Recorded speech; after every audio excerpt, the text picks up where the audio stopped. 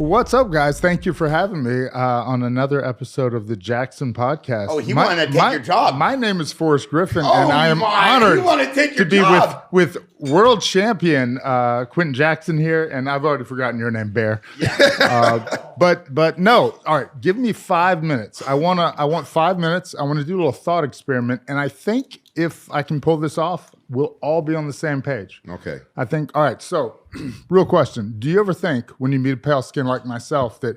pale skin? I'm not really white. Okay, pale skin. I'm kind of pinkish. I didn't hear what you said, pale skin. Like if a pig got a sunburn, that's kind of what I look like. Not by choice, but you get what you get. Yeah. Same color as a pussy. In your face, like that. That's yeah. No, that is.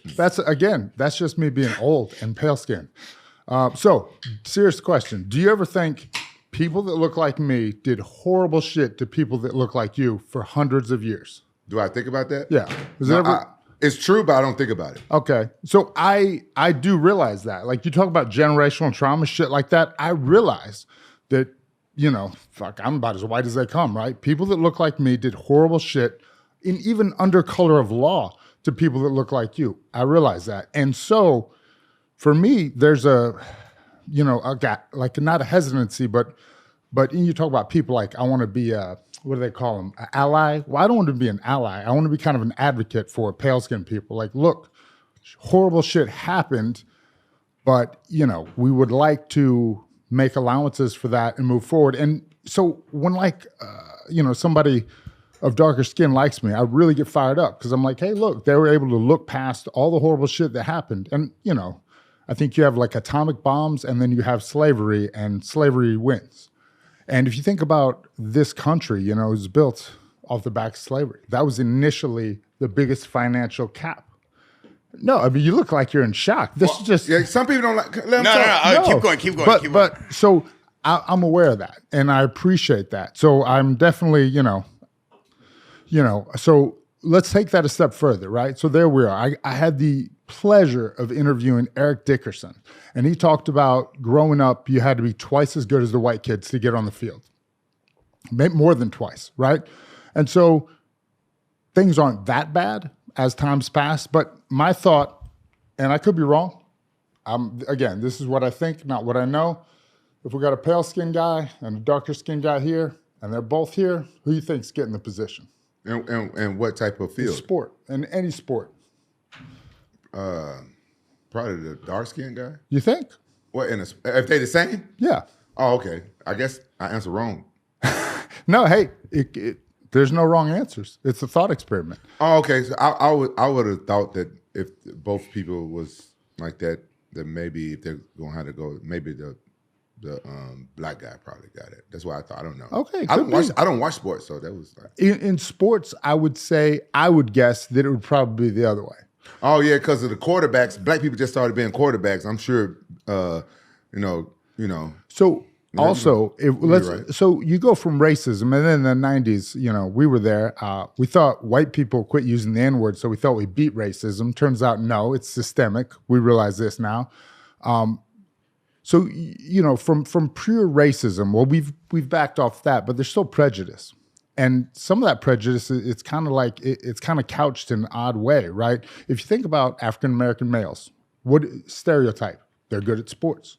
They're athletic. They can fight. They have large genitals. That's maybe true, not true. But what I'm saying is... You forgot they like watermelon and fried chicken. You forgot I'm just saying. You can say it. I can say it. It's better if you say it. Okay. Works out better for me if you say it. So my thought is the expectation for you is higher than it is for me. So you and I fight, and it is a very close fight. I have an expectation of success because you have a big scary fella and a goofy dude. So my thought would be that it's not an implicit bias. It's not targeted racism, but there's a thought that, that guy, actually was a close fight, and so they would expect more of you. I understand exactly what you. I understand exactly what you're spitting, and me being from the South, being from Memphis, Tennessee, I did like at the time kind of think a little bit a hint of that. But then you are you and what's his name? Stephen Bonner. You guys single-handedly saved the UFC, and they loved you. And and I kind of think about, I took race out of it 100% when I did the Ultimate Fighter against Rashad Evans, because that was my second time doing the Ultimate Fighter. I was the first coach, by the way, to do at the time to do 2 seasons, right? And with you doing Ultimate Fighter, at first I did kind of think it was racism, but when I did it with Rashad Evans, they realized they just don't like you. No, they didn't like you. No, you really? Yeah. I thought they loved you. No, because you guys made the Ultimate Fighter. You came from there, and Rashad Evans came from the Ultimate Fighter, and they did basically the same shit. Kind of their golden child. Yeah, it was the golden child. Yeah. So I rooted racism out of there 100%. But I understand what you're saying. A lot of people think that. I don't even mean racism. I mean prejudice, bias. Bias. Okay. Yeah. I don't think that's what it is. I think that you just think you beat me in that fight. I think I do think I beat you in the fight. I do think, because I watched the fight. I'm the first person to admit when I lose, because I fight with honor. Yeah. And when I fought who was it, Ninja, before I watched the fight, I thought I lost. I tried to give him my trophy. Like, oh man, I don't want to get my hand raised because that's why I fight. Okay, so or like even the Machida fight, you were like, I don't know, it was pretty close. No, the Machida fight, though, people don't understand of me being sarcastic. That fight was really close, and I thought the UFC didn't like me, so I was surprised that they would give me that fight. So I'm making it. You see, if you watch it, my face is like, I'm doing a surprise thing. Yeah, but sometimes when the fight that close, you don't know you won until after you watch it, right? So, right when we initially stopped, you said something to me, the fact like, "Oh, you got me," or something like that. Do you recall this? I don't recall it, but you said something like, "Oh, you got me," and I was like, "Oh yeah." Yeah, it was a good fight, right? And honestly, I didn't see you getting out of the first round. So after you got out of the first round, you really impressed me. But I'm gonna tell you something that I thought about today, and I thought about the other day. I don't know if I can't say no names because I got sued. But I don't know if you remember my trainer / manager back then. He did a fucking interview. Oh my God, dude! Yeah, I can't say no names. Okay, I'm gonna tell you something. He did a fucking interview before our fight, and he was like, "If Rampage lose to Forrest Griffin, I'm gonna retire." And this is something that I really didn't talk about that much back then. But back then, I was really into the power of the mind and law of attraction. Yeah. And in the back of my mind, what'd you call it? Subconsciously, I did want to lose that fight because I wanted to fire him and I couldn't get away from him. I'm serious. This is true. And then I recall thinking like, okay, I guess there's no real qualifications to be a coach, I guess. You just show up and say, I can hold mitts. Okay. Yeah. Because it was a weird way how he got in there, and then there's another weird way how he finagled to being my manager. But he said that in the interview, and I remember him saying that right there and there, because I was right there, and in the back of my mind, I was like, this could be but I was a champion. I didn't want to lose my belt, but then I had to snap out of it. But when you hurt my leg in that fight, my mind being so strong, that was the only way. I had to heal myself up in between rounds. I had never been leg kicked like that before. And then I found out who showed you that shit, and that shit kind of hurt my motherfucking feelings. I used to train with that motherfucker. Like who? What was that guy's name? What was this guy? They said you trained with him. You asked him to show him the leg kick. James Irving, is that true? I mean, I trained with James, but they said you asked him. Well, he had a very good tie kick, but like it's not like it's a tie kick. It's not like a trade secret. I mean, guys invented that kick 300 years ago in Thailand. But no, you kicked me in my lower half of my leg. That was an accident. Shut the fuck up. No, it was not on purpose. Swear to God, it was not on purpose. You did it over and over. Well, you make the same fucking mistake over and over. No, all right, so distance. So I figured at that distance, my leg would be longer than your right hand. And so that's where I stayed. I was afraid to go up and land the kick where I wanted to because I figured, well, if I get that close, I'm in range for the right hand. So it was just my attempt at distance management. So what makes you think that you won that fight? Did I not drop you in that fight? You did. And did I not slam you in that fight like two? No. I'm going to say no, you didn't slam me in that fight. My foot was on the ground clearly. I had you in a triangle too, and I'd seen the Japanese guy you fought who you picked up out of the triangle. That's Sakuraba? Oh, you talking the Brazilian guy? The one I knocked out? No. The one, a Japanese guy in Pride, he triangled you, and he did it way smoother than me, but he stepped down from it. Yeah. And then, so I tried to do that, and it was just like too much weight on my leg. And then I fell down, and you didn't land another shot on me after that. Well, you did. You punched my shoulder really hard. And, had that been 3 inches over, you'd have won the fight. But it was my shoulder. I got up. I got out of the way. I feel like I honestly won most of the rounds just based on work and action. Now, granted, your shots way more impactful than my shots, but I landed more, and I was able to kind of control the pace of the fight more. So you felt like you won the fight unanimously? Yeah, I thought you knocked him down the first, right? I don't remember. I watched that fight one time. I don't watch it no more. I thought, honestly, I was damn close to winning that round, except for the knockdown. Like, I thought all things being equal. I certainly didn't think it was a 10-8 round. Well, if you get knocked out in boxing, is it? Is it a 10-8 or 10-9? It's a 10-8 if you get knocked down in boxing, but MMA, they use a different thing. And it could have been a 10-8 in the second round because I held you down like for 4 minutes. You held me down for 4 minutes? I don't know. 3? I don't. 2.5. I don't remember. All right, 1 minute. That's my final offer. Ladies and gentlemen, boys and girls, children of all ages, former UFC light heavyweight champion of the world, Forrest Griffin! Welcome to the Jaxxon podcast. Really, Loco? Really? Really? You gonna cheer for this motherfucker? Hey, we're joking. Really? We're joking. Hey, by the way, I don't know who you are, but I don't have your back. We're You on your own. All right, God. seriously, turn that off. I'm already irritated. I don't remember. I haven't watched it. My God, look at you. You don't look. Hey, how old are you? I'm 1,000, bro. I'm 1,000 years old. Hey, bro, look. time has not been. I know. Hey, what did I just say? Pale-skinned people don't age as well. Are you Irish? My name is, I suppose, How old are you, Forrest? 500. It's amazing. I might actually have died on the way over here. I might not even be alive anymore. I might be like, seriously, you got to turn the fight off. It's too distracting. I gotta ask Rampage one thing. Rampage, you know I love you more than anyone. Okay. You're my brother. I just want to know something. Did you win this fight? I always felt like I won this fight because I felt like I was champion, and I gave Forrest 2 rounds, and I gave myself 3 rounds, and I feel like I thought it was kind of suspicious that they gave you a unanimous. Because you got to beat the champion to be a champion, right? Yeah, Is that what you were saying? Sure, that's what he's saying. That's what I'm saying. Look at me. Look, I got head movement. I'm moving around. Like, he ain't really landing shit, but the kick. You know Why were you trying to kick his knee, Forrest? That's just what I'm good at. Like, I don't know. Why not?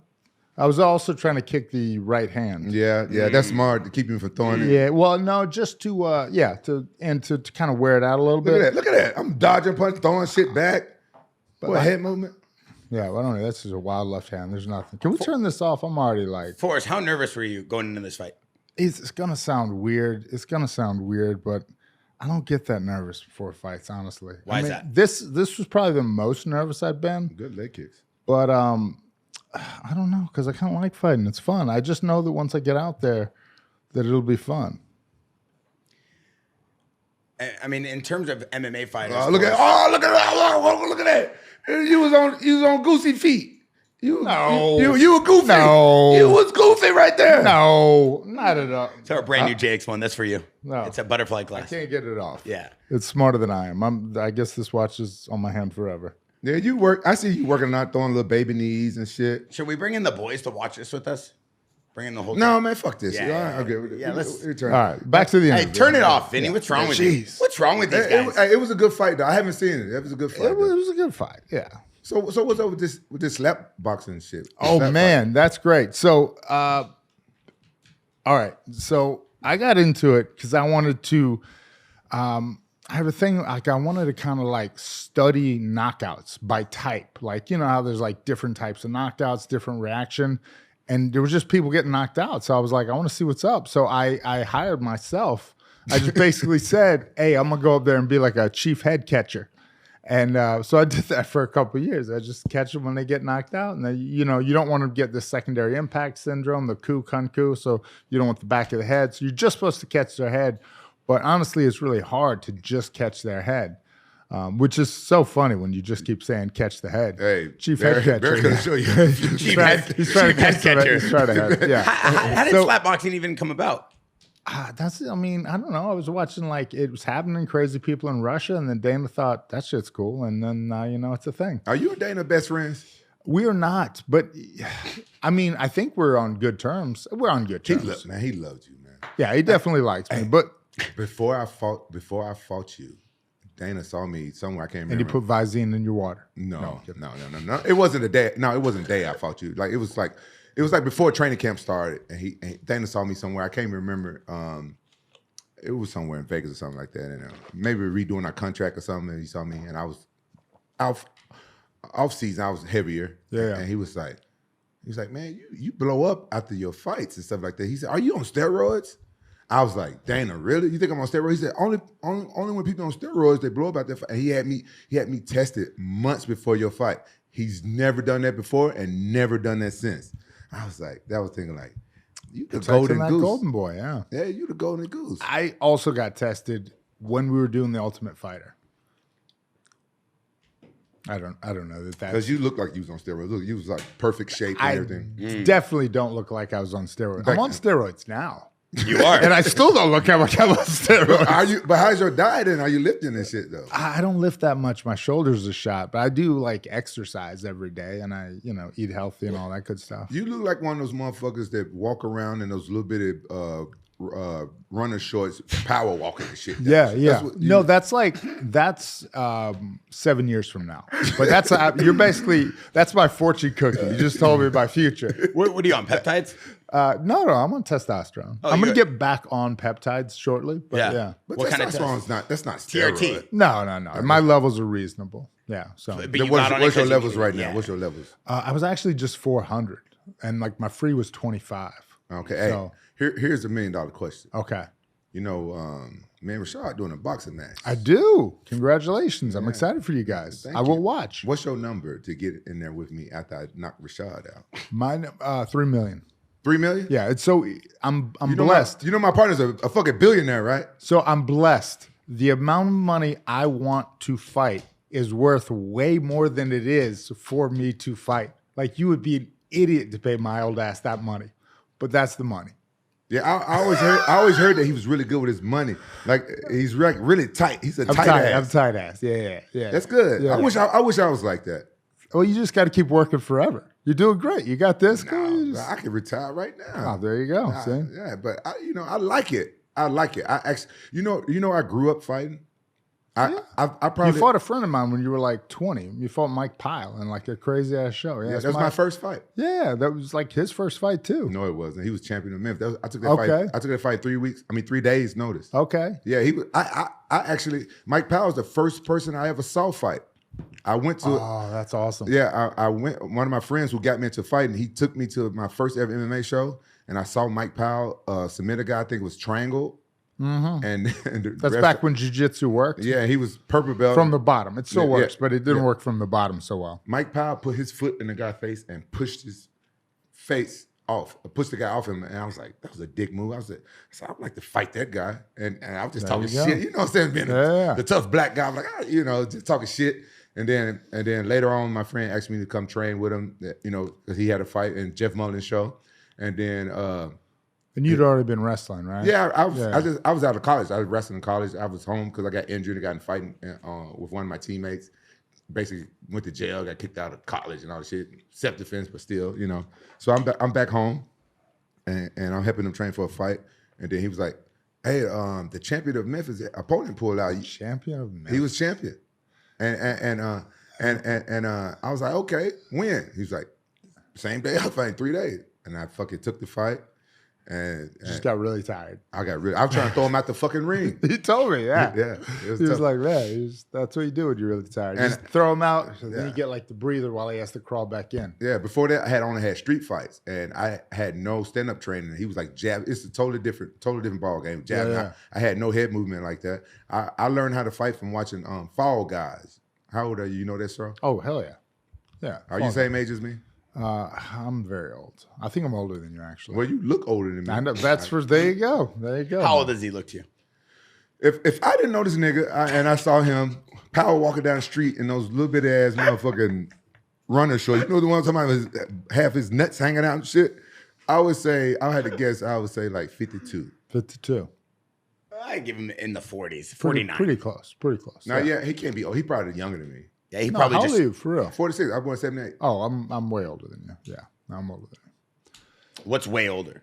2 years. Oh, come on. Are you older than me for real? Yeah. Oh, I didn't know that. No, I'm old as fuck. Okay, yeah. the question I always wanted to ask you, when you on Power Slap, Yeah. and I saw you there, I was like, oh shit, that's Forrest Griffin. I haven't seen it on. I'm like, why you wearing those goof ass shades? Oh yeah, the Pride referee glasses. They're They're glasses. They video. Oh, I didn't know that. And honestly, nobody else wanted to do it. The other guys were like, nah, man, they make you look stupid. Yeah. And then I was like, well, I already look stupid, so I don't give a fuck. You don't own a mirror, motherfucker? I do. But I avoid it like the plague, though. I own a mirror, and I'm like, God damn thing. God, babe, can you cover that up? She's like, you're not a vampire. I'm like, I don't care, man. I don't want to see it. Yeah. I feel okay unless I look at myself. Honestly, like I feel like I could still do some shit. And then I see myself and I'm like, oh, you old. Yeah. Hey, you see why he was like one of the biggest stars before Conor. It was him then Conor McGregor. You're a likable guy. Yeah, because he got moxie, he got personality, right? You got a little riz. I stopped liking this nigga when he hit me with that fucking net. Yes, That was understandable. That was the day I stopped liking That him. wasn't needed. That was That was a little uncalled for. that was uncalled for. Could have gone wrong. Too. Who gave you the advice to net a nigga? Well, yeah, and so that also poses a problem. Do you know how many of my ancestors have been hit with nets by white motherfuckers look like you? Exactly. I do. Probably I not a do. smart move. I think you owe me some I reparations. apologize on behalf of those people. Yeah. But I'm laughing, but like seriously. Yeah. In retrospect, it's a bad look. It was bad look. Yeah. I think your white ass owe me some reparations. I want my belt back. I think you should give me. So here's the thing. First off, no.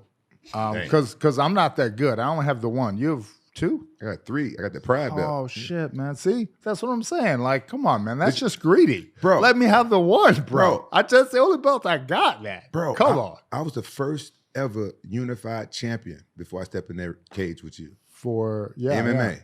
Yeah. And then UFC gave that attribute to Dan Henderson. No. Anderson. Who?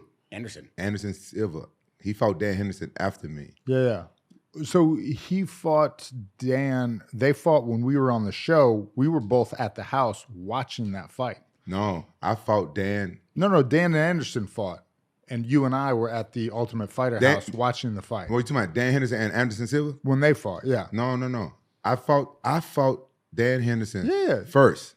Yeah. And I beat the belt. I got the belt from him, right? No, you defended the belt against him. Yeah. And I got his You pride got belt. it from Chuck. You defended it. And you I got got- his and pride belt. Okay.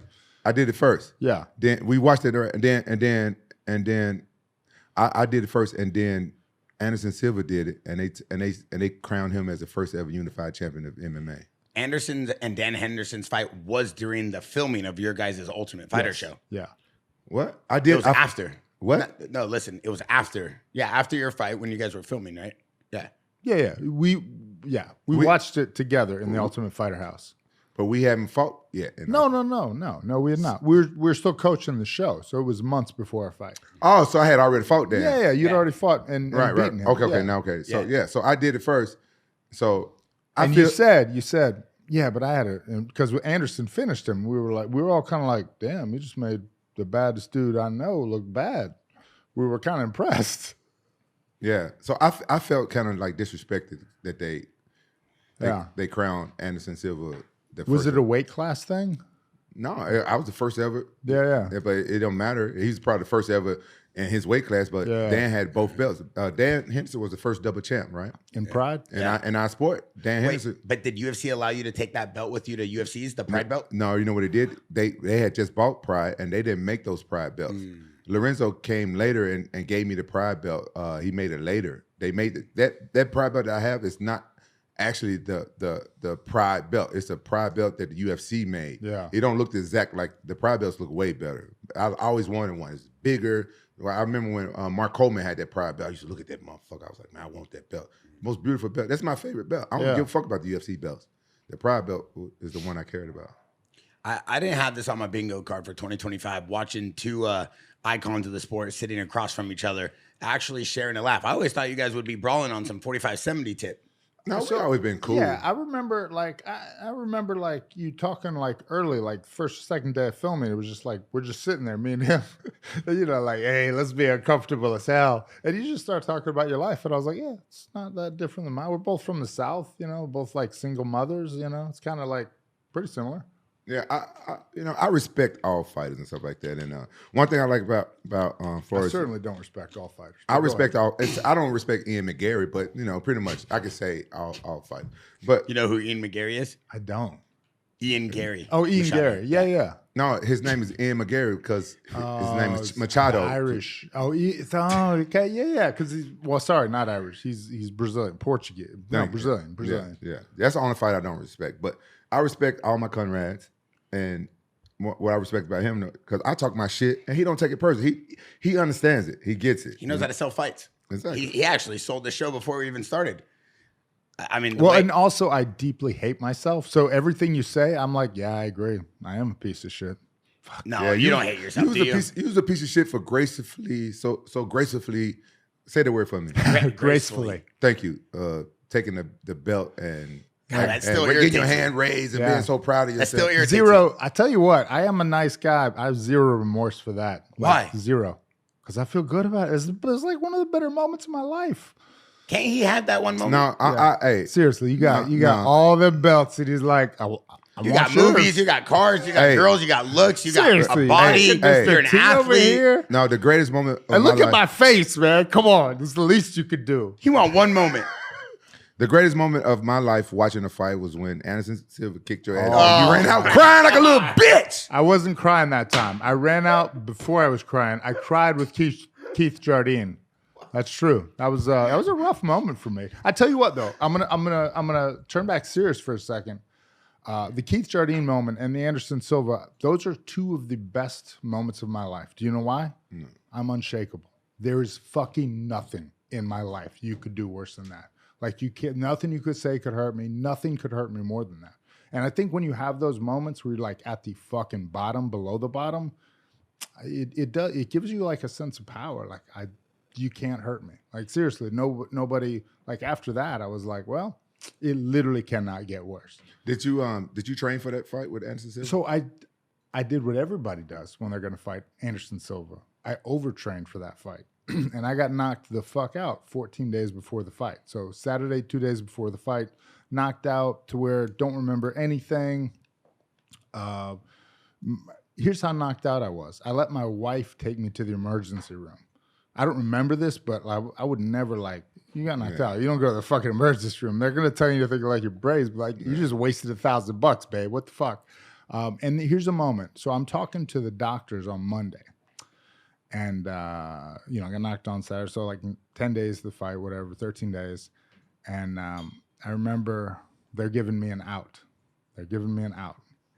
And I thought, okay, yeah, I could get out of this thing. And then I thought that, and then I hated myself for it. And I was like, oh, you fucking pussy. No, I'm fine. And then I was like, and then I thought about it after. I was like, should have taken that out. Should have really taken that out. You weren't being a pussy. You were being smart, you moron. You got knocked out. So every time I would train for the last 2 weeks, I would get nauseous. Like, oh, God, I don't feel right. Yeah. So it was like one of the worst knockouts I've had. So when I got in there, it was pretty pathetic. That's why I was so confident that I was going to knock you out, because I heard rumors that you get knocked out in practice a lot. Yeah, I've been knocked out in practice way too much. Yeah. Yeah, I was confident. I heard it. People were saying, people talk. And MMA, small world, especially back then, small circle. Yeah.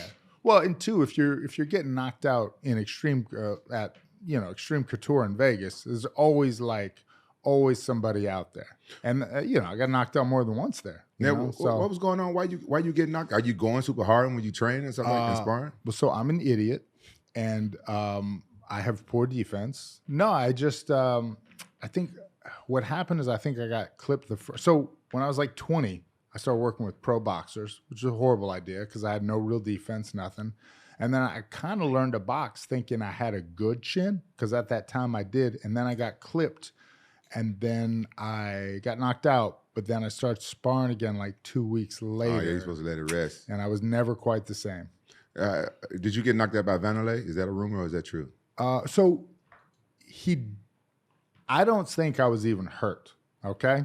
I guess I took a wobbly step, and then this is how cool he was.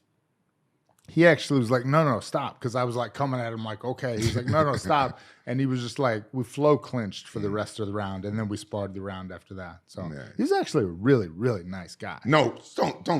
Wanderlei? Wanderlei is a nice guy. It's so nice. Like I would go to barbecues at the guy's house. I trained at his gym. Fuck up. He's so nice. He's like the nicest guy. This guy just told me right now. It's like telling me he met a chupacabra. You know Wanderlei's a nice guy. No, That's not what Rampage is. I can't tell if he's serious or not. I'm 100% serious. The nicest interaction I ever had with Wanderlei was when we went to the UFC here at Anaheim. UFC 298. We brought Luke Rockhold, all the boys, me, him, TJ Dillashaw, Nicky Rod, Gable Stevenson. We had a squad, the whole Jaxxon team. And we were sitting right there in the front, and he came right up, said hi. We talked, me, him, and Rampage. He was super nice, super polite, wanted to come on the show. And then he never hit me back. But see, I know the 2000s Wanderlei when he pretended he didn't speak English. His English is his English good? It's not great. It wasn't great. 2007.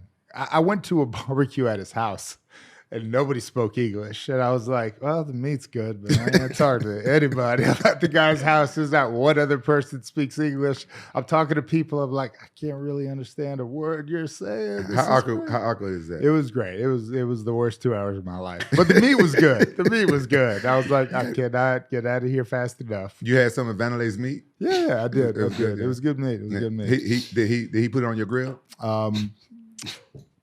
He put it on his grill, and then I ate it willingly. Yeah, you should have been there. It was like you pay money to watch it. You dig it. I think you dig it. Brazilian barbecue. I like Brazilian barbecue.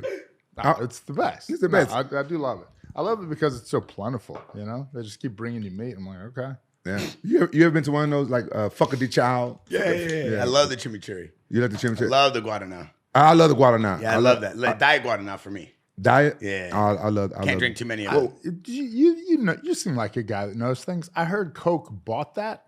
Guarana? I heard they bought it. It's a distribution company, I think, bought it. Okay. I heard they bought it just so they could not distribute it in the States because they didn't want to compete with it. Yeah, a distribution which is very deal. smart. Yeah, it's really good. Yeah, it's very good. It's very good. And it's actually like one of the best-selling drinks worldwide besides the U.S. for that reason. So Coke knew what was coming. So that's that's basically what I've heard. Something like that. But it's definitely it was a huge transaction to block them probably. Way to go, Coke. I got another question. So you good friends with Keith Jardine? We're not good friends, but we're acquaintances. We're friends. What's going on with him? Because I used to see him in a lot of movies. He was doing good. And I think he's still doing good. I don't know. How come you haven't done any movies and stuff like that? Have you just mentioned my face, so that's probably the first reason. They got roles for ugly people. They got makeup, bro. Yeah. What movie? What movie? What would he play? What role? Forrest Gump 2. Oh, God. So I'm going to tell you something, though. If you guys got like a show where you need like a goofy dad, think I'm the guy. You got like a teenager dad that's kind of like, oh shucks, I think that's me. Bro, I don't even have to act. Not like him. I could just be Forrest Griffin, bro, on TV. I told you I didn't have no. I'm just salty that he took my belt. I was. So you bring it up every podcast, bro. I was champion of the world. Listen, in 2007, I was the best fighter on the planet. In my mind, I was the best fighter on the fucking planet. That's why you had the belt. I had the Pride belt and the fucking UFC belt. I trained my ass off for him in Big Bear, and that one interview my manager did, and it was in the back of my mind because I don't think you guys. So really, I think you should be mad at him, not me. I think it's that guy's fault. I feel like you two going out drinking beers together would be an incredible show. I think you guys it's like Step Brothers. It's like the coolest best friend group I've ever seen. I feel like you guys would actually be best friends if you just let it go. You got a few belts. He's got one belt. He loves Dana White. Like, Dana White loves him. You love Dana White. But he didn't earn that one belt he got though. Okay, well everybody can have their differences. I think he should give me the belt back. Okay. Symbolic. Okay. For netting a nigga on camera. That's I wish we had brought that up. Now people are gonna look back and be like, oh shit, he did. What was he thinking? How was he thinking that you could do that? I'm like, he just started the show like, let me apologize on behalf of all white people. We love you guys. We just want people. Hey, who'd you vote for? What? This election? Yeah. I haven't voted since Clinton. Okay. I did like Clinton. I did like Clinton too. So I'm not a big on politics. It's not my brand. I don't, but I am big on immigration. Yeah, I think I'm like pro-immigration, right? So this is a nation of immigrants made by immigrants. And like, I don't know. It's funny to hear people say, oh, I don't really like Elon Musk, not from here. He's from like Mars or some shit, but he ain't from here. But he came over here, he made his fortune, he made American awesome. Yeah. You know, and if you look at like, I think like 5 of the top 10 tech companies on NASDAQ, they're either like run by Indians or first generation Indian Americans, you know? So that's kind of like, I don't know. For me, I want this to be the beacon, like the land of hope, like the American dream, like come here, make it easier to get the fuck in the country. Like, you know, look at like Kane's parents, you know? He came over here. His parents came over here, worked their ass off. Their son became champion of the world. But it's pretty fucking cool. Yeah, but do you agree on immigration having a legal set of standards for someone to come here legally versus someone being able just to come in whenever they can, whether they're a bad guy or not? You have to make the system a lot easier and more reactive. So do you believe there should be an outline or some sort of format for people to immigrate here legally? So that way, I think basically like, you know, you talk like the government now, you have to clean the systems up. You know, like the adoption system. Can you go to Canada right now? I believe so. Can you get into Canada right now? I can't get into fucking Canada. Do you Are you a felon? Nah, yeah, I'm a felon. Well, that's why. Okay, then. So what does that do? So my thing is, I don't give a fuck. Hey, fuck Canada. Hey, I'm just saying. I'm never going to Canada now. Listen, I might go. I'm not going. Listen, I might have gotten I hired a attorney to get my record expunged. I'm just waiting for it. Okay, so because I want to go to Canada because I like it. I did a movie there. I love everybody. Don't fight there. They'll tax the hell out of you. Yeah, I know. I did that one time. Yeah. And all I care about is they should do background checks on motherfuckers. Yeah, let's do that. Let's not get motherfuckers. Let's not let like hard criminals just walk on in and do their fucking murders and shit here. But anybody, those people aren't coming in legally. Yeah, anyway, but that's the issue. That's the issue. That's the issue. Yeah, and I agree with Rampage, and I agree with you. I think that this land was built on immigrants, but it needs to be formatted so that way bad people can't come here. Let's do it. Let's do it. It's easy. You tell me what to do. We'll do it. Yeah, Bear, what should we do? Because you really good at structuring. This guy, listen, I'm older than him, but sometimes I ain't gonna lie. This is real talk. It's no joke. I look up to him like he big brother sometimes. And that's weird. I don't do that to people younger than me. Wisdom. Yeah, why? You know why? His dad.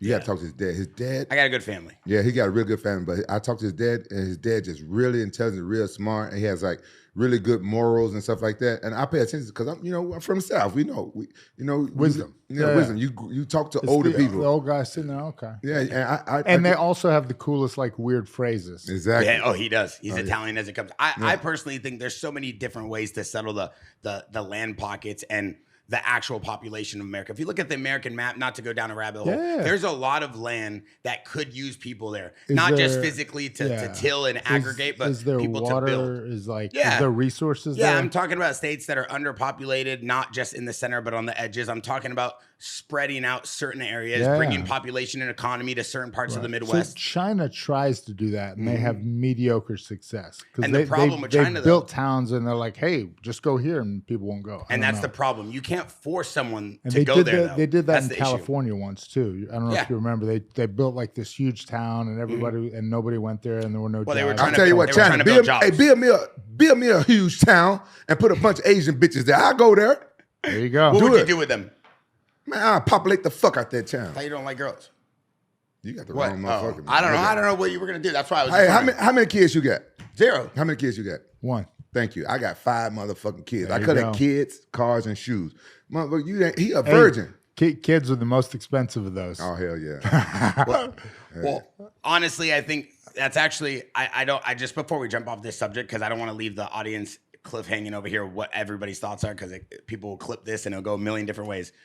What you brought up is good. I do think that the one thing we have to remind ourselves is this is a country built off immigrants. My family came from Italy. Yeah. And if you don't create a system that allows that to flourish, then we lose some of the greatest minds. What made America so great is the most courageous people from around the world came here to cultivate a new life for their family. And that's why we were able to build the greatest names and the greatest population the world's ever seen in terms of what our people came to do. So I leave that alone just right there. If those people were in India, well, you know, like, the other thing though that does hurt is actually it slows, you know, and the Trump's really big on the velocity of the dollar, the economy, the, you know, stimulus.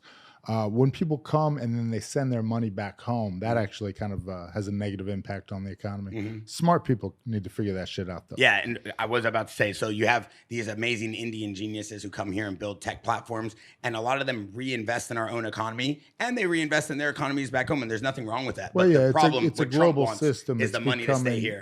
Continuously rewind. This is a great combo. We're gonna have to come back to this. No. We never get a chance to talk about this because I'm not into politics either, but recently, I've been seeing a lot of stuff to where I need to learn a little bit more about politics. I'm like, it's too late. It's too late. You think so? Give up now. Yeah, don't even bother. It's just he's trying for it. I'm trying to be more intelligent. He's extending the olive branch. Take it, bro. I'm ask him what you want to know. I'm maturing and stuff now, and I seen where the things were going with our country and stuff before, and now I'm hearing all this shit about tariffs and all this shit and everything. Yeah. How you feel like the current administration is doing so far? That's all I want to know.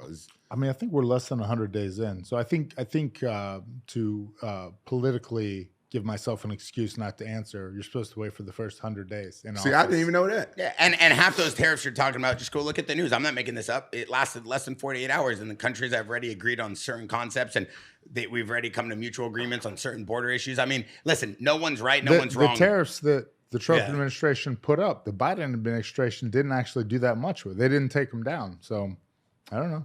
Yeah, that's. I think when it comes to politics, one thing I want to just leave my little stamp on is that people need to do your own research. Just do your own research before you let people. Vote for Bear's dad. Yeah. Bear's dad. Hold on, though. When you say research, No, just do you mean listen to people on Instagram? Is that your research? No, TikTok. TikTok. TikTok. Oh, the Chinese company. Yeah, that's a great idea. TikTok is where you learn your politics. There you go. But at least understand the definition. You have people on Instagram talking about tariffs. They don't even know what it means. I'm too old for TikTok. Do you do social media? Sort of. I try. Have you ever done one of those TikTok trend dances? I'm not on TikTok. I don't do TikTok. I'm too old, man. I tell you, I'm like the Twitter generation, man. I'm so old. Well, now I don't even know. But Twitter don't exist. They don't have trend dances though. Yeah. You want to see Forrest dance? I would love to see Forrest in one of those trend dances, like him doing one of those dances. What song would you want to see Forrest dance? We tried to do, what is it? My daughter had me doing, what is the thing? Like one of the video games, the dance. The Fortnite dance. Yeah, the gritty. Not that one, but one of them. Like where it's like, I was like, all right, I'll give that a shot. I'm sure your daughter got TikTok and she wants you to do dances. She does not have TikTok. She doesn't have any social media. She's 13, not yet, no. Wow. Yeah. Is that a rule? You strict that? I just can't. Yeah, I can't. It's just there's no way to control what they kind of see on there. So I didn't let my daughter have social media when she was 13. Your daughter is very respectful. Yeah, he's got a very respectful kids. When they come here, they show nothing but respect. They don't walk around the place like they own it. Oh, Rampage, my dad. I love that about your kids, actually. Oh yeah, my kids very respectful. You know why? 'Cause I beat the fuck out of them. I'm joking. No, honestly, my two half Japanese kids. I really didn't have to spank them because my two older kids. I was a single parent before I married a Japanese woman.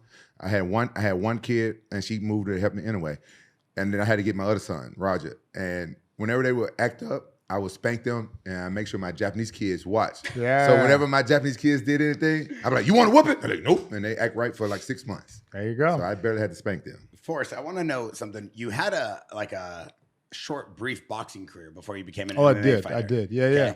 And then you went and fought the legendary Dan Severn for your first ever MMA fight.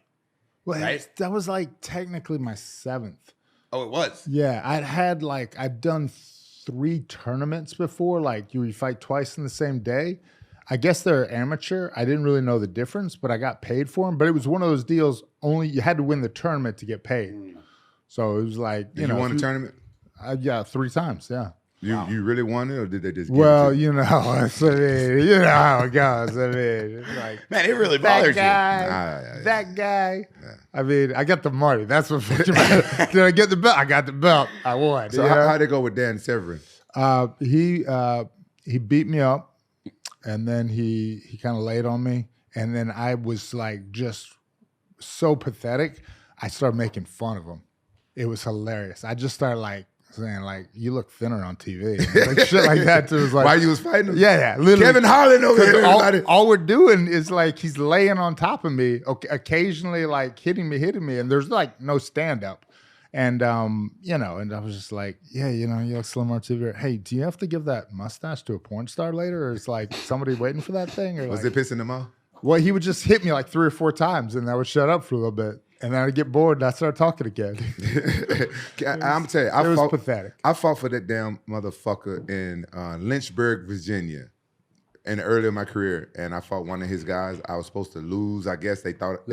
I beat him up on the feet, took him down. I slammed him and I submitted him. And all I asked was, give me the tape so I can make my highlight. And Dan Severn never gave it to me. I never liked him since.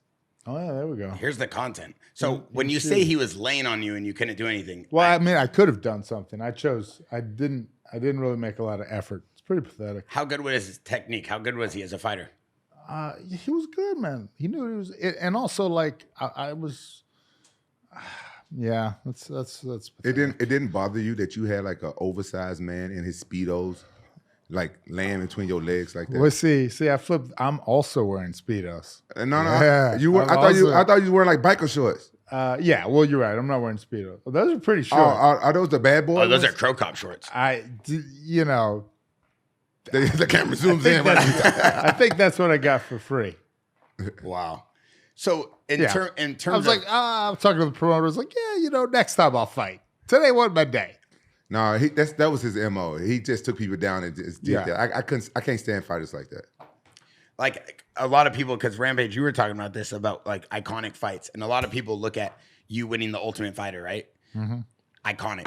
That's like the first ever thing, and then I thought Stephen Bunner won. Oh my God, this guy! Wow, now he's really digging at me, huh? Ow! Why? You gotta back it up. That was like one of the greatest fights in MMA history. Didn't it save MMA? It saved MMA. So shouldn't we be a little bit more appreciative, even though we don't like him? I felt like if you wasn't gonna call the fight a draw, give it to Stephen Bunner. And I told him that one day. He's like, I agree with you, Rampage. No. Oh, the truth comes out. So I thought. So all right, you know how sometimes they'll say like the last thing.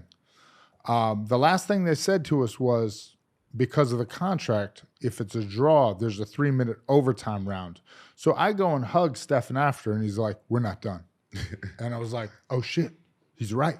So I thought we were about to fight again. And the whole time I'm like, okay, all right, I got some energy back. We got 3 minutes. How are they going to do a 3-minute round? I don't know. It's like a 3-minute overtime round. Which is kind of hilarious, you know, because you go harder in 3 minutes. But yeah, so that's both him and I were thinking. It was a draw, right? It was going to the overtime round. Because also that's just what you want to think. Because if you just think, well, I won, and then you're like crushed when they're like, yep, you're doing it again. So immediately choose the worst option to accept in your head. That way it's, you know, like I always say, low expectations is the key to happiness. I like that. It's not bad. It's actually good. It's my wife agrees. Yeah. Obviously. Appreciate everything, expect nothing. I mean, oh my God, dude. He said his number for a boxing match is $3 million. We can make that happen. Yeah. Would Dana White allow you to box Rampage Jaxxon? Well, this would be me not working at the UFC anymore. Oh, it's that level with Rampage? I think it's just like, Dana didn't want old guys to fight. Wait, he don't want old guys to fight? He doesn't want old guys. It's bad for you. Turns out it's bad for you. Like, you're still doing fine. It's not bad for you. It'll be good for you. I'm way older than you, though. So in terms of the Ultimate Fighter, I kind of want to stay on that because I'm sure the audience is dying to hear about that. You get your Ultimate Fighter contract, you know, to be on the show. Yeah. Did they pay you to be on the show, or they just paid you if you won? No, you get like $600 a week or something like that. Yeah, but when I left the show, they didn't give like any money other than like $700 a week or $600 a week, And I had like a storage unit, and so I had like no money, and so I just went and like just did what I did before, and just living on my my couch's living room on like a mattress he had, and then I didn't have like I used to watch Storage Wars and be like, come on, go to Augusta, Georgia, let me see my stuff, because I didn't have the money to pay it, so I just was like, I don't need it. Unreal. And then how did you end up getting your contract then, your UFC contract? Well, so they didn't pay us till the show actually aired. Because I had gotten 2 knockouts, was $5,000, so I had 10,000 coming. So at that time, 2004, I thought I was rich. Makes sense. $10,000 coming to me, bro. And then when did they actually offer you to stay in the UFC?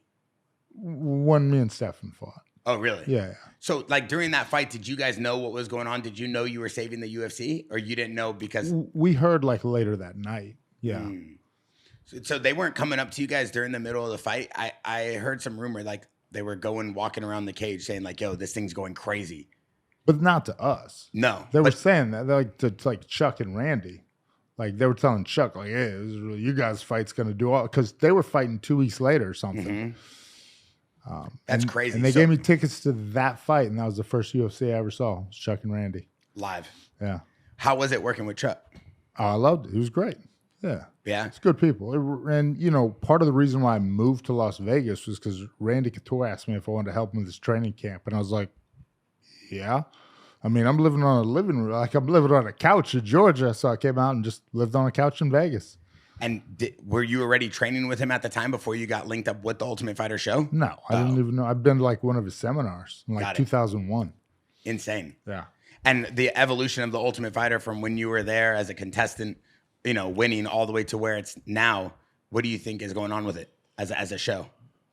I mean, I don't know. I think, you know, to an extent, I think contenders kind of come in and is the new path to the UFC. You know, I don't know. If you look, it's been like, put like 16 champions or something crazy like that have come off a tough, something crazy. But what do you think about DC and Chael Sonnen? Oh, that's good. That's gonna be good. Yeah. Yeah, you like those choices as coaches? I do. I mean, because they don't have to fight. Me and Chuck actually coached against each other in like the Latin America, Tough 3 Latin America.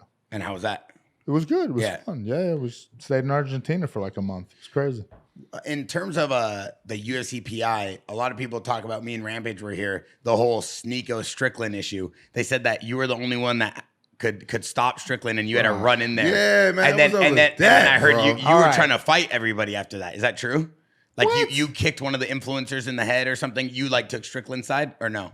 No. All right, I just want to make sure. It's crazy talk. Yeah. Why are you trying to get me fired over here, bro? No, I just want to know. Yeah, why you let that guy beat up Sneeko All like right. that? So first off, I don't know what Sneeko is. I don't know this guy. It's a guy. He's a streamer. I don't know these things. This is not. I just told you. I'm not sad. So they come in, got nothing to do with me. He says, "Yeah, I'm going to spar with a pro boxer." He books the octagon. Fine, cool, whatever. And I see it, and I was like, I don't know. This doesn't look right. And then I'm watching it, and I'm like, I don't know what's going on here. And then so I get to like, so I'm doing a celebrity sweat episode. And I'm training, what's RG3? So me and RG3 are like, you know, doing boxing drills, and I'm training with like some cool people, and I hear like a noise because I'm like maybe 30 foot away from the octagon, and I hear like all these people like saying stop or so, like, you know, and I look up, and sure enough, Sean Strickland's just beating the shit out of this kid. And I was like, anybody? I was like, oh, shit. And then so I ran, I was like, I'm the one that works here. I should do something. So I run in there and stop him. Yeah, that was it. Yeah. I got some phone calls that night, too. Like, Forrest, what are you doing? I was like, all right, we'll lock it down. We gotta, you know. No more streamers allowed? Well, yeah, just no video, you know. Like, you can video your sparring to watch back later, but not like, no, you don't need to bring a camera crew in. How is Strickland as a person? I kind of like him. If I were, and he's fighting for the title again this weekend. Appropriate. So I'll say this about him, and I believe this is kind of I believe it to be true, but I'm wrong most of the time about most things. So take that for what it's worth. He seems like one of those kids. If you watch him in his early fights, remember he had like long hair slicked back. He's like tan, trying to look good. Yeah. Luke Rockhold always talks about that. Yeah, you remember that, don't you, Bear? Continue. He's just trying to look good. Continue. Bear a bit sus. I don't know. If you Oh noticed. God, continue, please. See, Don't listen to this guy. Quinn, women love that shit, though. He got a hot ass girlfriend. Hey, he called you Quentin. That's my name. No, that's him trying to show dominance. That's absolutely not that. Yes, it You see is. this? Although, Yes, it is. You will notice I never called you Rampage. Yeah, Quentin is my Why name. not? It just seemed like it is like Rampage is kind of intimidating. Mr. Quentin Jaxxon. I'm two different people. Yeah, that's just Damn, the psychology still in his mind. That's a nice fella right there. No, but it's I don't mind anybody calling me by my government name. I only call you Rampage. That's how I know you. That's what I want to know you as. Some people only call me Paige. Some people only call me Ramp. My thing is, Shannon Briggs always goes, you know, when you do a Ramp. lot of movies and stuff, people, you go to set, people ask, so what do you like to be called? What do you want me to call you? You know what I'm saying? Like, Yeah. you know my name, like, it's Quentin or Rampage. Like, I don't never tell people, Call me Jim. yeah. Yeah, people like, you want me to call you Quentin? You want me to call you Rampage? Mr. Jackson? Mr. Purse? I don't care. I want to hear about Sean Strickland. I want to hear what he Yeah, actually me too. So he used to, kind of used to like try to look good, be tan and stuff when he was like trying to make 70s. He used to be gay. Insane. Yeah, I mean, I don't think so, but so he used to, and I think what happened is, this reminds me of me in high school. I think what happened is he's always been a little nuts. And then he started letting it slip out. And then what happened? Well, people liked it. He got a positive reaction. And he said, oh shit, people like it when I'm really me. And so then he quit trying to be whatever. And he started being himself. And then he was like, you know what? I'm not going to be gay no more. Well, he's like, now I got to be the nth version of myself. So now I got to max it. Like I got to, so now he just does crazier shit because he gets a great response for doing crazy shit. I'm going to tell you something. I got more respect for you now, hearing you talking stuff like that. And I come to the realization that you actually netting me wasn't like because if you was kind of like that, you would think like, I can't net this nigga. But you didn't even think like that. You just looked at me like a regular person that you on a reality show and you go do something funny. And then in retrospect, I was like, what the hell were you doing, man? then you thought about it. Damn, I just netted a nigga. Yeah. You can't say it. Then, why I can't say it? Because he didn't meet. That's why I just said I gave him the couple. I just listened to what he said. Oh my God. I know, but that's enough. We get it. No, because what did he do to you? I made sure to say it enough times so at least one time to get a clip. I know it. You guys are doing really good with the viral clips too. Oh, you watch him? Yeah. So he watches you. Yeah. He shows you respect. He comes on your podcast. Leave the man alone. Don't say you watch him, please. You ever seen me? No, I just watched Quentin. Oh, thank you. Okay. Is that what you wanted? Yeah, because he would crash that chair. Bro. No, Masvidal walked in here and said, I seen you in the ring. I said, Masvidal, you seen me in the ring? Are you kidding me? That's the craziest compliment to get from Jorge Masvidal. I broke every chair in here. Bro, Fame went to his head. I'm a hobbyist. It went to his head, bro. Forrest, from the I podcast. train for fun. That's awesome. No, I love awesome. training. I always tell Rampage, if Forrest could have been a champion, I could do it. That's Rampage, right. That's a good point. What do you mean? Hey, same thing I said. I was like, if Jeremy Horn could be that good, then I could do it. Damn. You see? He's inspirational. That's right. Why can't you be inspirational? Goofy, sometimes? unathletic people everywhere are like, wow, we've got somebody. Are you a black belt in jiu-jitsu? I've actually retired it. I got my black belt in 2009. I'm dead serious.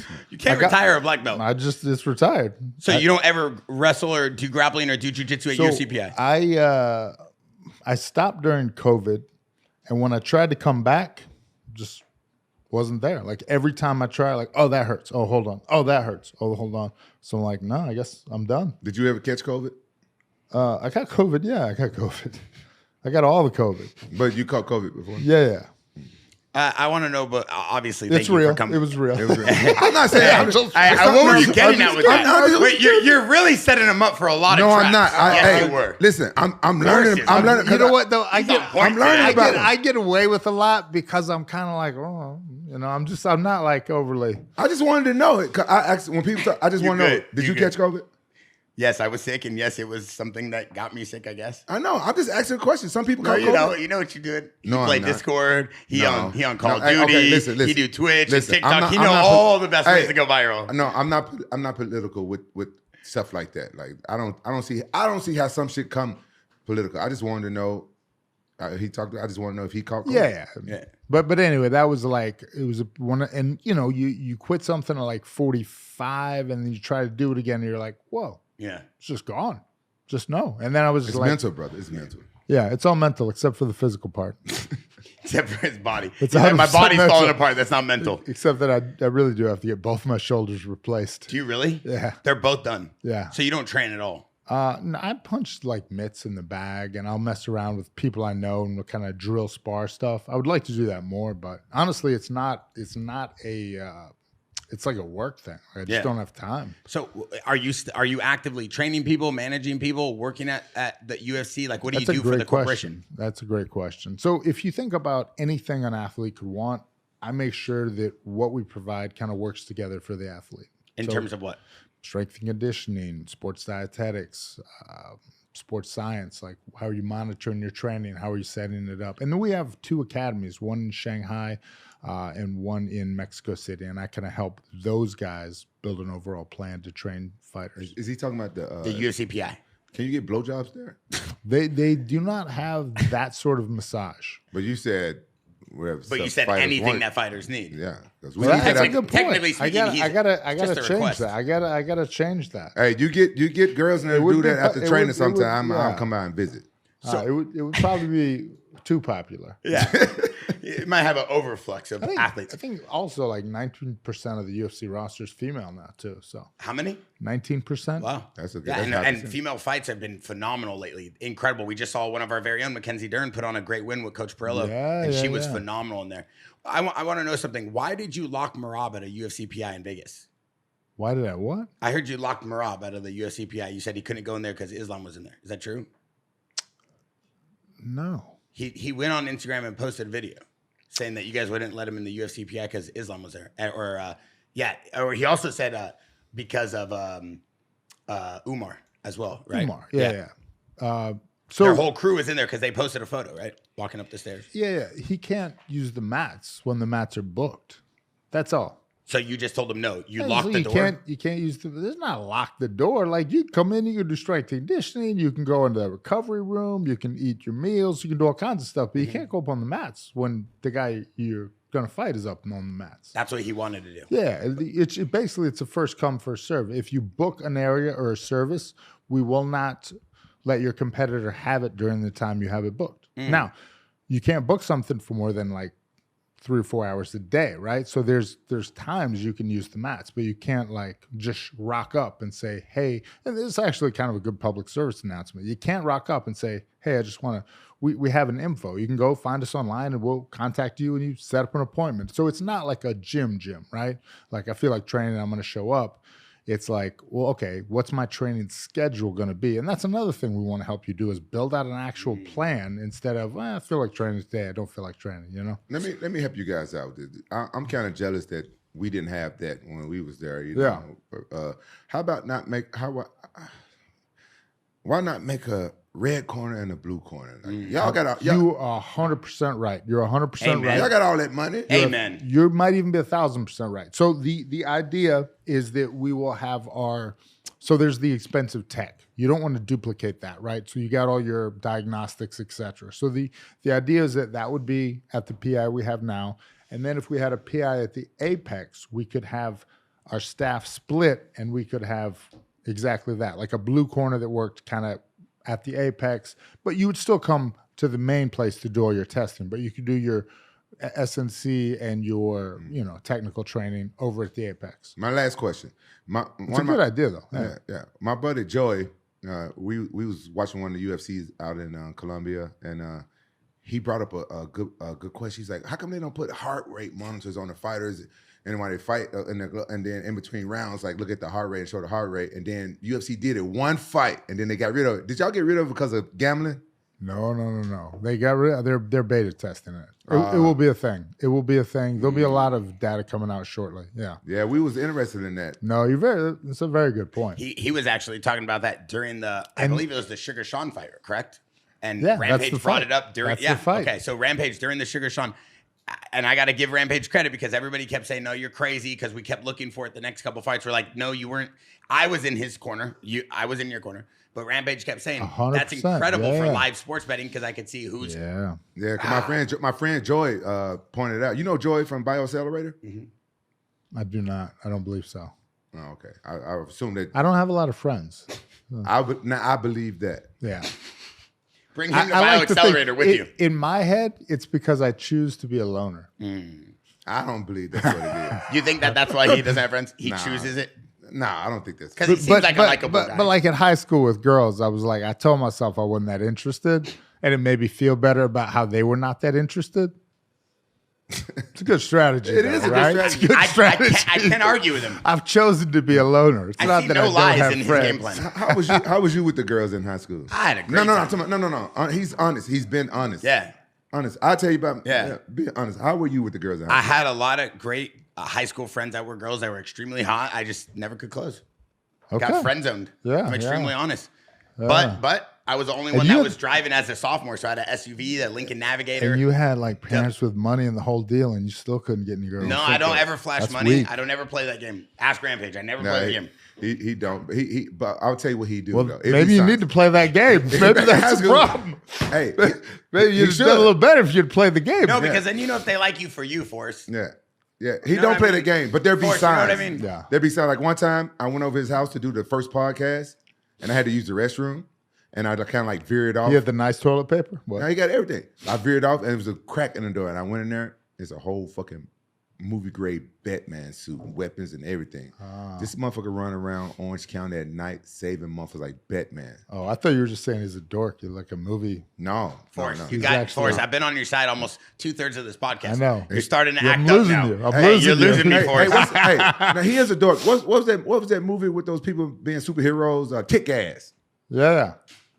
Really? You're going to team up against me too? That's what you're doing. I started the podcast off on your side. Now you got this guy. See, he's destroying us as a team. I think what's happened He's in your mind. Forrest is literally in your mind, dry humping your brain. Like he's doing this to your brain, and you're letting him do all this. He's dividing us. It's the old childhood dynamic where I'm like, 3 is always a crowd. But the two of us could team up on you. See, he's dividing us. You're allowing him to win. That'll work great for me. Bro, he don't have to, bro. Like you're allowing him to win. I don't know if you noticed, but he said that he wanted to shoot a behind the scenes like reality show thing. The reason why he started doing that because we all it's a big boys club. We all joke around and stuff like that. And he's really like witty and says a bunch of shit. And he get a lot of people laughing and shit, right? And so like he's got a bright idea. Let's film it, right? So now he don't got a fucking. I don't got to. He been clowning me on camera. Bro, he been clowning me off camera, on camera, and you can only take so much. Forrest, do you believe that? I do. I'm gonna just come out here and say this right now. There's nothing more I love than watching Rampage Jaxxon do these podcasts, back in the saddle, loving MMA, making this content at an all-time high. I think you're one of the most dominant fighters of all time. I am sorry that he beat you back then 30 years ago. But you have done so much more in your life that one fight doesn't dictate who you are. Can we let it go today? This is childhood trauma therapy. I honestly can't tell. This is the handshake we've been waiting for. Ladies and gentlemen, Forrest, Griffin, and Rampage Jaxxon are friends. Congratulations on winning the fight. That's very kind, sir. I appreciate it. Are you kidding me? This is what the world needs. Are you kidding me, Forrest? Take notes, goddammit. This guy. You're excited. If you did this, Jamal Hill and Alex Pierre wouldn't be fighting at the UFC PI every week. This is how you run an operation, Forrest. That's right. Uncle Dana. I do need to take notes. You got it. You're right. God, get on that. This is showing why you are such a man. I think I'm maturing in my older age. I think so. Oh my God, that was incredible. I watched that one tonight. I literally just witnessed history.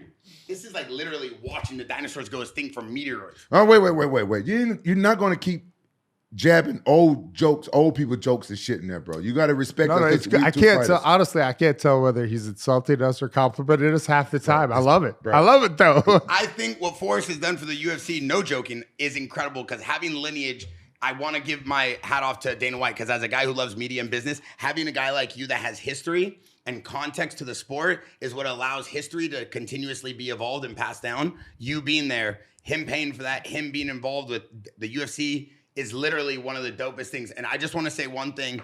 That is why fighters, and that's why people in today's time can see that UFC is the fastest growing sport in America. It is the most popular sport in America, and we love it because there's heritage, there's nostalgia, there's storylines. It's because of guys like you. I want to say that right now. I'm gonna have to say we had to give you your flowers and your respect now. It's because of you and Stephen Bunner, the guys like me and other fighters have the opportunity to have a job because that's very cool, very kind. So I think I don't know if a lot of fighters come up and tell you thank you and stuff because that one fight you guys had saved the UFC Be at the right place at the right time. Just give it back to him. That's all he wants. What's all this? Just give it back to him. Come on, here this guy goes, man. This guy work. I'm giving this guy a compliment. That every fighter should walk up to every fighter that's fighting in the UFC and getting money and getting famous should walk up to you and give you a thank you. I agree. You know what's funny? God, I don't want to use the kid's name, but we had a kid come in, and he's like just breaking the rules. He had somebody, a non-UFC athlete, cutting weight there for a local fight, and I was like, you can't do this yet. No idea who I was. No idea who I was. And he's like, kind of like, and like, look, man, like I said, I'm retired, but I'm not dead. I'm like, dude, you're a 35er, bro. Come on, man. How did it make you feel though? Did you want to kind of like kick his ass a little bit? 'Cause I just went through that shit a couple of weeks ago. Did he kind of test you? Did he disrespect you? No, I tell you what. Well, yeah. But I tell you what though, I was like kind of honestly like happy with myself because I was like, oh, I'm still an angry little cunt. Like I'll still fight somebody over a parking spot. Like same thing. we actually have most of our assets in my wife's name because but I'm not like a bad guy, but I'm not gonna back down from people. You know what I'm saying? You can't fight nobody or road rage driving a Prius, brother. You can't do that. With the Scion. The Scion. Yeah, That's even worse. Yeah. That's even worse. You should have just let me get the thing is, like, everybody would cut you off in it. But I was like, dude, I'm gonna drive fast. It just takes me a while to drive fast. Do you still have that thing true? I don't. I gave it to my. It was a funny story. I gave it to my father-in-law because his car was broken, and me and Stefan actually had a lease from like Toyota, and then like we did something stupid, and they took the leases back, and then I was like, oh, I can't ask for the car back, so then I just bought a car. Yeah. Bro, I heard you drove that. That's what the rumor was. You drove that Scion until the wheels fell off. Oh, I put like 120,000 on it, and then my father-in-law put another 40,000 on it before it died. R.I.P. Damn. But the deal is like everybody sees that car and they think this guy's gonna drive slow. I'm not. I just can't drive. I'm gonna drive really fast. I just can't do it right away. Like you gotta give me some time to build up the speed. So people always cut in front of you and they would do like the speed limit. And I'm like, bro, I'm gonna drive really fast if you just let me get out of my way. Man, what are you driving these days? Are you splurging on yourself a little bit? No. Well, I mean, I drive the most common car in the world, though. Tesla? The Y, yeah. Okay. That's a great car. Well, yeah, it's just an average car. It's very functional. I'm not a car guy. For what they did, for the money and what they put into it. It's a great car. Would you take yourself on a nice vacation and splurge on yourself? We do. That's what we kind of do. Oh, nice. Will you fly if you fly yourself or going to someone? Would you first class? No. You wouldn't fly yourself? Be honest, man. No. Hotel suite? No. Wow, listen, brother. Listen, I'm gonna tell you why I do what I do. Yeah. Because we get in that cage. Well, you don't do it no more. We got in that cage and we put our lives on the line to entertain people. You know what I'm saying? And we here enjoy. Like we know there's an afterlife and all this stuff like that, but it might not be airplane, first class and hotel suites in the afterlife. No, but I, and I think you should. Honestly, man, these are not things I value that much. Yeah, it's not like I don't know. I would rather, for me, and I think, you grew up without much either. For me, there's just a fear of being poor. So I just always I'm still afraid to spend money a little bit. And I don't think that's a bad thing. I kind of worry that my daughter's not going to have that. She's not going to be afraid. She'll be like, let's do it. And, Dad is going to be like, okay, well, we shouldn't, but I highly advise everybody to read and watch a book from Deepak Chopra. If you don't read, you can listen to it. The influences of success in life and honoring money and valuing money. It's a great concept that when you, I think everybody could go do their own due diligence, but it touches on that and it will make you a better person. But why are you wearing that fucking belt right now? Well, just if he's not going to give back to you, I'll just wear it for you. Forrest, I just want to say say wrestling on it, and I was like, you could do some wrestling. You could have been a wrestler. I went when I went to Bellator. I signed a deal with Paramount, whatever. And they're supposed to do movies, reality show, and wrestling and shit. Yeah. I wanted to be a pro wrestler. That's why I got into wrestling. I feel like I would have been okay at it too. Yeah. Wrestling. I feel like I could have come up with a decent gimmick. Yeah. I think he's very charismatic. Say the word for me. Say the word. Say it for me, Forrest. Charismatic. There we go. Thank you. How hard was that? Honestly, the way you said it, I couldn't even Yeah, I didn't know I where lost he was the getting word. at. I thought No. I was like, I was going to just repeat what you said. Charismatic. Yeah, how do you say the word? Charismatic. Charismatic. Yeah. See, sometimes my lips are so big, I fumble over. No, I didn't know what you're saying. It sounded like you were saying something crazy. It's got a big fight coming up. Yeah, Rashad Evans. Don't get. I like both of you guys a lot. I'm excited for this fight, honestly. You fought both of them. Yeah, I did. All right. What 50-50. What's it going to be on? Like, where do I see this fight? I'm not even kidding. Like, Well, they're going to be announcing all the details soon. It's in March or April. Hey, honestly, I think It's in April. Yeah. Honestly, I don't think they want to announce like the exact date and stuff because they feel like the UFC is going to put on a free fight that day. Yeah. Business is business. They've been known to do that. Forrest plays Switzerland. You haven't seen him defending Jamal Hill and Alex Pereira. Were you there involved with that fight at UFC PI? This is the third time you brought it up. No. Okay, I just want to make sure. But I will be next time. Because we hear you're like the Avenger of UFC PI. Every time there's a fight, Forrest is in the middle. So I just want to know. Well, I just spend most of my waking time in the PI in Vegas. And you guys have done a phenomenal job with this place. Before we let you go, I got to say this right here, all joking aside, 2 icons of MMA. Very honored to sit here, but this is what the audience tunes in for. Hundreds of thousands of views a week. Last week, I think we did over 18 million views with all the shorts and the clips. You coming all the way from Vegas, UFC letting you have the day off to hang out with Rampage Jaxxon is incredible. Dana White, we salute you. Rampage sitting here and being able to sit across from an old enemy turned friend now. Me being able to witness this. This is what the world needs. This would make the world a better place. Is he going to corner you? Seeing this. He's going to corner you? Absolutely. I'm a fireman, brother. And I'm trying to make him one right now. He don't leave. He probably won't even come to my fight. He don't travel. He don't go out of town. I like to work. I'm putting my whole life into this show. Yeah, Hopefully but the people like travels work too. You should do the show on the years. road. I know, bro. He's like my brother. And he won't even go on vacation. He won't even come visit when I go. Come on to Colombia, man. We over here getting stem cells and stuff like that. We're building something special here, Forrest. I feel like I'm waiting for my Forrest Bronner fight right now. We're about to break out of nowhere. You know, it's going crazy. We have the #1 selling chain in the world. We have the #1 selling watch for men, the most complete watch. All of our chains have been firing off right now. We literally have the hottest brand for men because of what we're doing. We're putting a lot of time and quality into these chains, making sure people look good, feel good, creating some of the best wristwear the world's ever seen. We're coming out with some new pieces, rubber pieces, making sure all of our athletes are elevated. We built this entire Jaxxon media house for Rampage and all the team. It's incredible. I've heard like you guys are starting like a gym for like MMA. I know you guys already have one actually. Yeah. I was talking to Brian Battle actually. We were talking about that earlier. He's going to come out here and train with you guys. Yeah. I think, honestly, I always think it's really cool when somebody like yourself with some means makes a place for guys to train. Like, I think that's really cool. I got to meet a pro boxer here just a minute ago, young Eric kid. Priest just won a WBA title. Hey, I just think it's cool that you're doing it. Do you know Kevin Holland really well? Yeah. Can you tell him to hit me up? I want him to come train with Antonio McKee. I want to see if Antonio McKee can turn him into a champion because I believe that he can, and I want to prove TJ Dillashaw wrong because TJ shouldn't have the right to say that somebody else can't be champion. TJ is a legend in the game. I know here, but I think that he's wrong. I think that if Kevin Holland really focused and he really cared and he really like was surrounded by the right people. Yeah, I would offer an alternate view to Kevin. I don't know him that well. I know him superficially. I've had great interactions with him. He's always been super cool with me. I think when he is talking and crazy and being weird in a fight, I think that's his flow. I think that's kind of his flow state. And that's kind of where he performs the best and finds himself. I also think he's had really tough opponents back to back to back.